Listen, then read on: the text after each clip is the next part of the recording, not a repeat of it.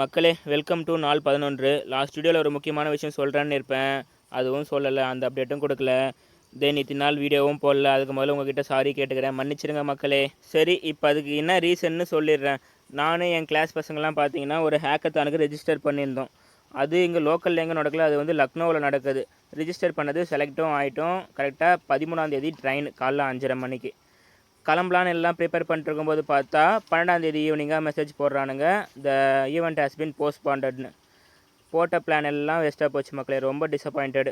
நான் வேறு ஒரு பிளான் பண்ணி வச்சுருந்தேன். அதனால தான் எங்கள் அண்ணனையும் இங்கே வந்து கூப்பிட்டு அவனை ஒரு 10 days இங்கே பார்த்துக்க சொல்லி வச்சுட்டு நான் கிளம்பலான்னு எல்லாம் பண்ணி ரெடி பண்ணி வச்சுருந்தேன். இப்படி ஒரு ஆயிடுச்சு. அது எப்போ திருப்பினும் சொல்லலை, ஆனால் போஸ்ட்பான் தான் பண்ணியிருக்காங்க. அது எப்போன்னு சொல்லுவாங்க. அதுக்காக வெயிட் பண்ணிட்டுருக்கேன் மக்களே. ஸோ இதுதான் ரீசன், நான் வீடியோ போடாததுக்கு இதுதான் ரீசன். மன்னிச்சிருங்க. இதுக்கப்புறம் ரெகுலராக வரும். அண்டு அந்த ஹேக்கத்தானும் எப்போன்னு முன்கூட்டியே சொல்லிடுறேன். சரி மக்களே, நாள் 11 கதையை பார்க்கலாம் வாங்க. வழக்கம் போல் 4:30 மணிக்கு வந்து முயலுக்கெல்லாம் தீனி வச்சு முடிச்சுட்டு எங்கள் வீட்டுக்கு போயிட்டு குளிச்சு ரெடி ஆகிட்டு காலேஜுக்கு கிளம்பிட்டேன். அப்புறம் காலேஜ் முடிச்சுட்டு ஈவினிங் வீட்டுக்கு வரும்போது பஸ்ஸில் பைத்தான் படிச்சுட்டு இருந்தேன்.